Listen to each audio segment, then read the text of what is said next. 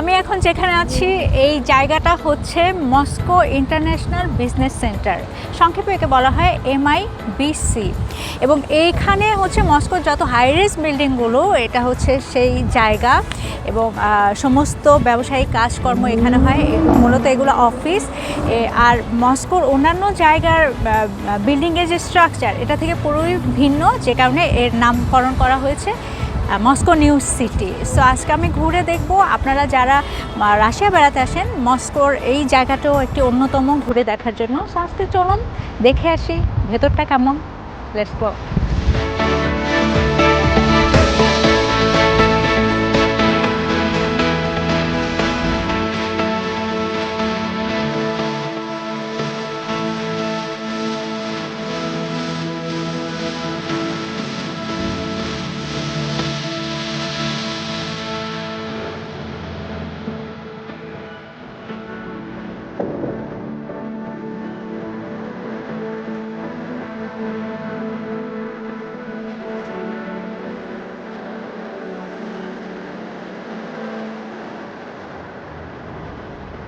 দেখুন কি উঁচু উঁচু বিল্ডিং, নিজেকে খুব ছোট মনে হচ্ছে, ক্ষুদ্র।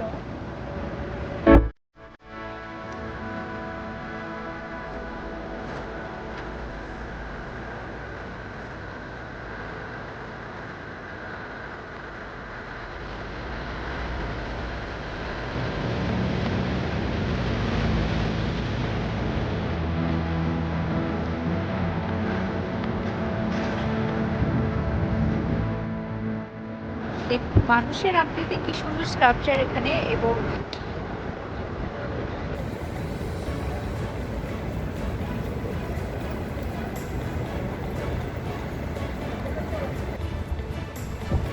পুরো শহরটাকে এই মাথা থেকে আবার দেখা যাচ্ছে। স্ট্রাকচারটা কি অসাধারণ, দেখেছেন?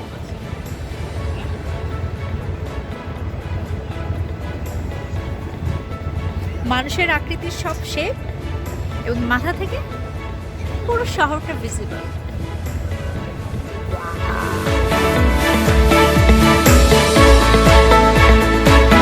এই হচ্ছে মস্কো এম্পায়ার টাওয়ার এবং এই হচ্ছে মস্কো ইভলিউশন টাওয়ার। এবং মস্কো না এলেও গুগল সার্চ করলে এই দুটো বিল্ডিংয়ের সাথে সবাই পরিচিত আই থিঙ্ক।